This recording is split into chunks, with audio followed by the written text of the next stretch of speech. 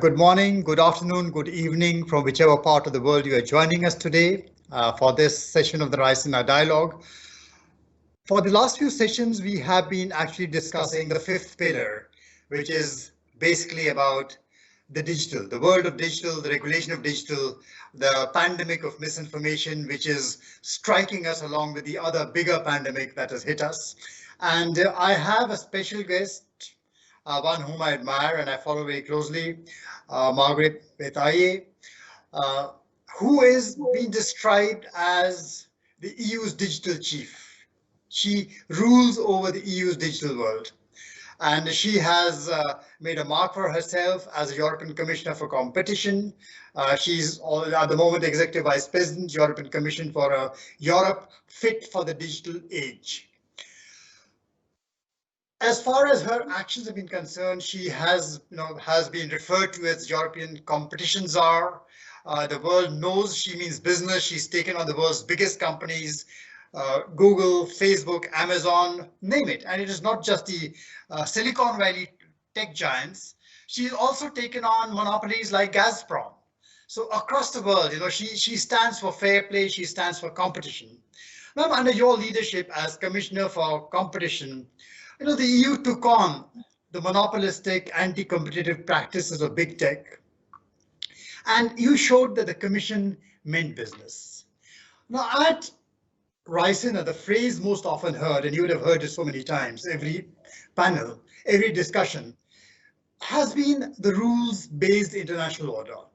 Now, we are in the digital space, which is today already the bedrock of trade, commerce, finance, and connectivity.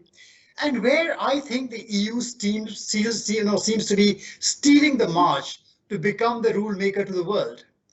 And in the tech space, whether beginning with the GDPR on data governance, EU lawmakers are all set to arm themselves now with the Digital Services Act, the Digital Markets Act, which are two of the most comprehensive sets of regulations in this space to date.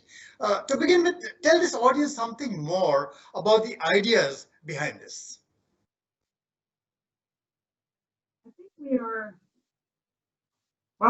I'm really happy to be part of this conversation because I think it shows that this is a global matter.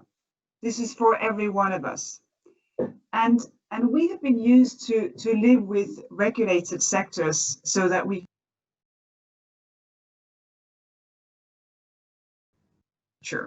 the power grids. Things have been regulated, telco sector. And we know that regulation means that there are some restrictions, but also that as a customer, as one business versus another business, you can trust what is ongoing. And that builds trust, a good regulation. And when it comes to digital technologies, we have been somewhat timid as democracies, as societies, to say, well, these are amazing technologies, but as well as any other technology, it should serve humans. So the basics here is to make sure that services are delivered in a way that can be trusted, that the marketplace is open and contestable, because we need the drive for innovation. We need the competition that drives you to produce the best possible for the customers in question. And obviously, we need the fundamentals of our democracy, the debate between people, between citizens, between politicians and citizens, to be the real debate and not a manipulated, fragmented debate that basically drives our world apart. And these fundamentals are really important, and it is crucial, it's a matter of urgency that as democracies we catch up with the world of digital technology in order to make sure that it serves the creation of inclusive societies where we can deliver on some of the many promises given of fighting inequality, of world-class healthcare, of education for all.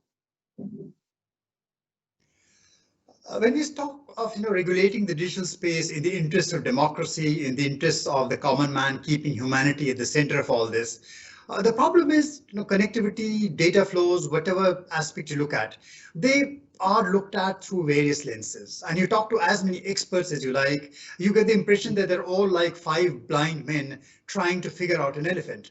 Some see facilitating seamless, efficient commerce as the most important aspect of regulation. And some see that this is the means to race ahead to the fourth industrial revolution faster than anybody else, get there. Then there are others who will see this as a threat to the security of the state, as a threat to digital supply chains. They talk about security. And at the center of this is the security of the individual, which you spoke about, democracy. Where does the individual stand? Now, what are the ways in which our understanding as regulators, as consumers, as policymakers of the concepts of connectivity and data flows needs to evolve? How are we really getting it?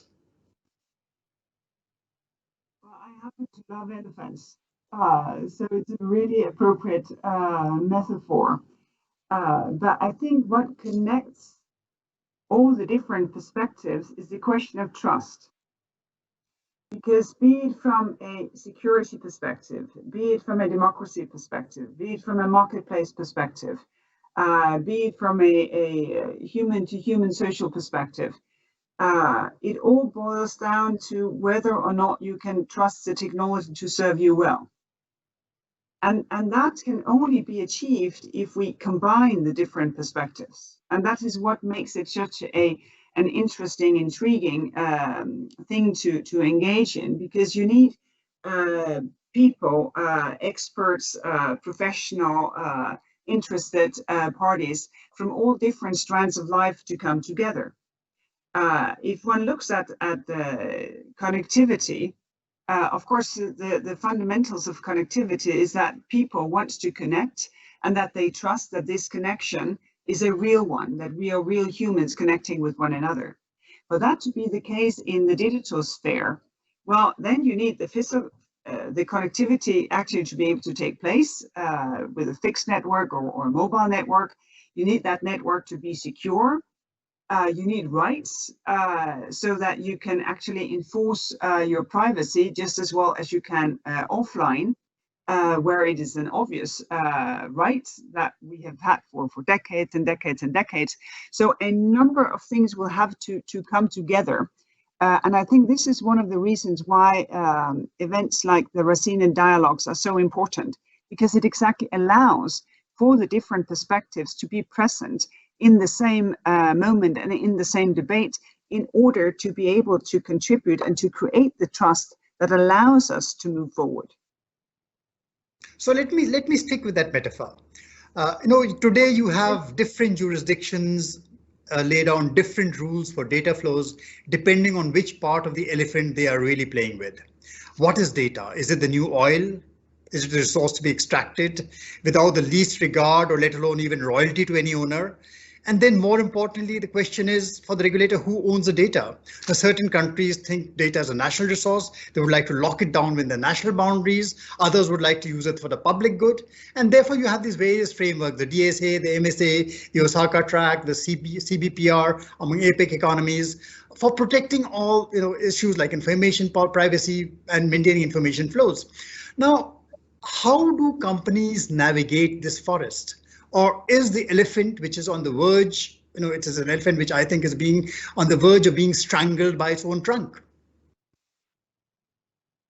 Well, one of the many things I admire with people is that if we discuss well and we listen well to one another, even things that we cannot see, we can agree upon what it is like. But it can only happen if we do listen well to one another. And the risk, of course, is that those most preoccupied with cybersecurity get the upper hand, or those most preoccupied with privacy get the upper hand. Because as in most things, it's a question of the balances here. And one of the things that I have seen over the last 5-7 years of this global debate is that there is an increasingly sort of meeting of minds, in particular among democracies. And I think that comes from the fact that in a democracy, the starting point is the integrity and the dignity of the individual, of the citizen. And I think from that, as we debate how to deal with this, comes not necessarily exactly the same solutions, not copies from one jurisdiction to another, but actions that comes from the cultural context, the legal tradition, but are aiming at the same thing. And that, I think, is a very good way of doing things at this stage of digitization with a global perspective. Because if we were to get the ambitions that now we need one global rulebook, it would take ages plus. And we don't have that kind of time on our hands. So I'm quite encouraged by this meeting of mine and the way that the debate has been taken I think a very consensual direction, and then at the same time that action is taken. Because taking action with the regulatory framework and with the enforcement of that regulatory framework, that is key. Because I think most people would find that, yes, it's great to have rights, but it's even better if you can actually enforce them. And that is, of course, where we also need to come together and discuss in detail how things actually come into real life for the individual citizens to trust what is ongoing. Thank you so much. That is such a relevant statement to make in a world where even within democracies, yes, there may be differences in approaches. There may be differences in modes. For example, US follows a different approach to regulation. US hopes to depend on passive antitrust regulation to manage the digital space more by way of antitrust inquiries and so on and so forth. The EU has chosen a distinct hard-nosed regulatory approach, which, mind you, we are very well aware that the tech giants across the pond sometimes don't seem very happy with themselves. But the thing is that the EU approach is likely to have far greater universal appeal to governments across various jurisdictions. That brings me to my next question. Is tech regulation likely to become the kind of the next rift which happens across the pond between the transatlantic countries? Are we headed in that direction because of the way regulation is done? Actually, I think we are heading in the opposite direction. I think we are heading in a direction where tech regulation is the thing that makes us come together. I'll just make one note, because regulation cannot stand alone. We need vigilant competition law enforcement at the same time, because there is no end to human creativity, and not when it comes to breaking the laws either. So we will still need to have vigilant competition law enforcement, and we do that fast. But one of the things that I appreciate with the way that things are done now is that we are in a world where the uncertainties are so much bigger than what they used to be. Things are at flux. The pandemic, the rollout of vaccines, it's really difficult to foresee what will happen. Also politically, changes are coming, makes the world more unstable, more unsecure. And I think here, when it comes to technology, it's really important to push forward fast, but without drama.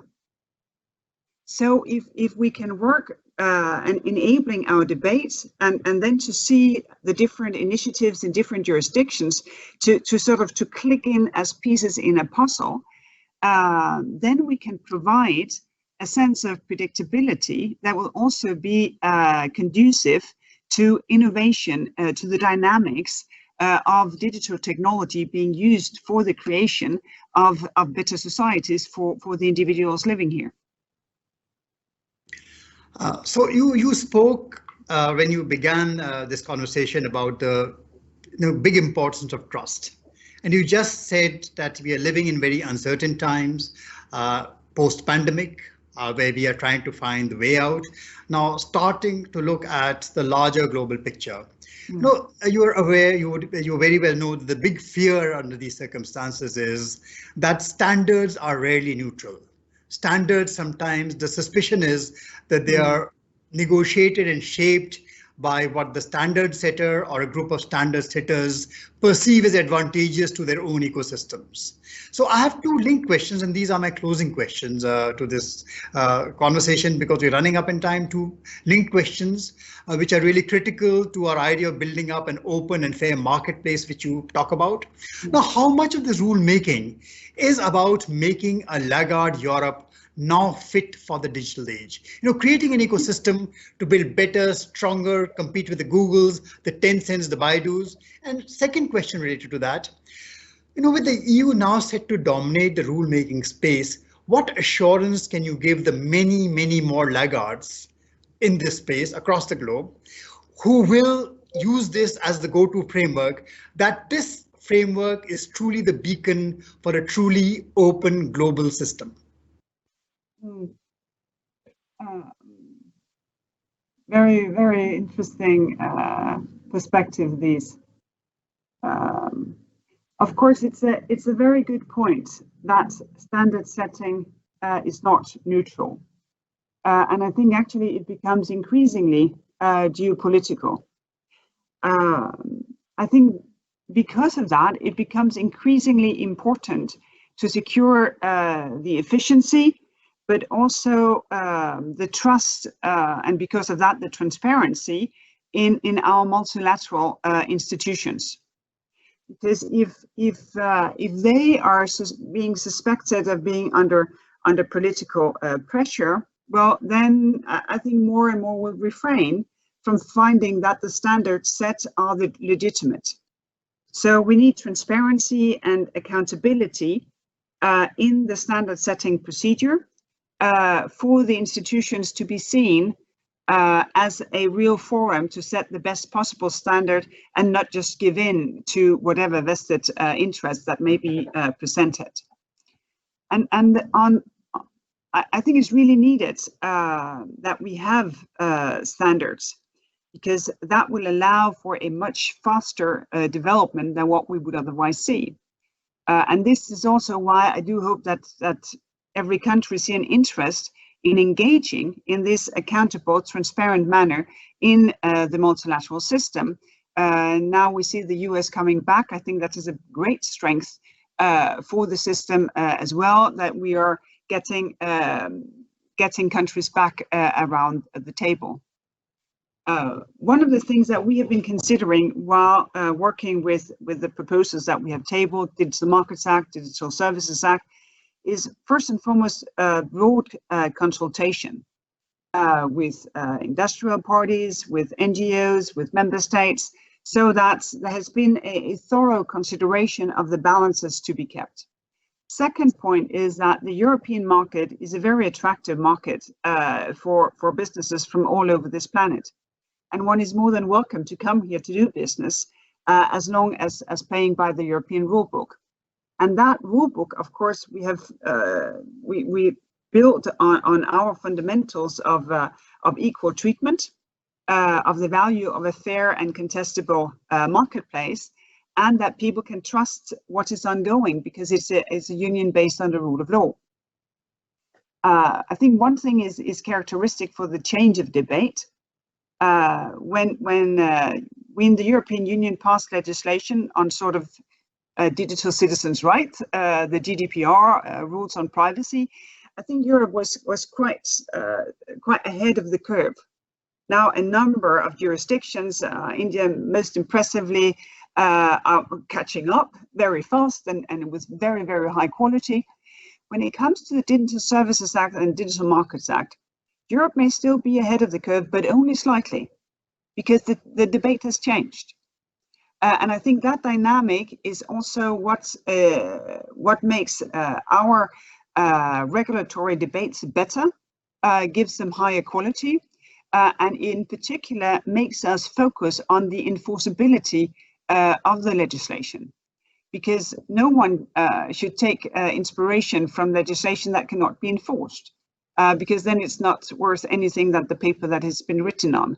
And that is, of course, how we try to balance things. Only thing is, we will keep pushing forward because we have this sense of urgency, but we will do that while working with partners And with democracies like the Indian democracy, obviously, we think that there's a huge potential in our partnership. Thank you so much for that. What really means is that it is all about shared value, which ultimately, hopefully, will lead to a globe of shared ownership, which makes better regulation, better cooperation between the EU and other regions of the globe. It was a pleasure talking to you. It was a challenge when I first began this conversation. Now, how do I squeeze into a 20-minute conversation all the questions that come to mind in this huge space that we're trying to handle? But your conversation has been so power-packed. Thank you so much for the ideas you've placed on the table. There's been a great contribution to the Raisina Dialogues. Thank you so much. Thank you very, very much for having me. And let's consider this a great beginning and continue the conversation. Thank you. Thank you so much. Thank you.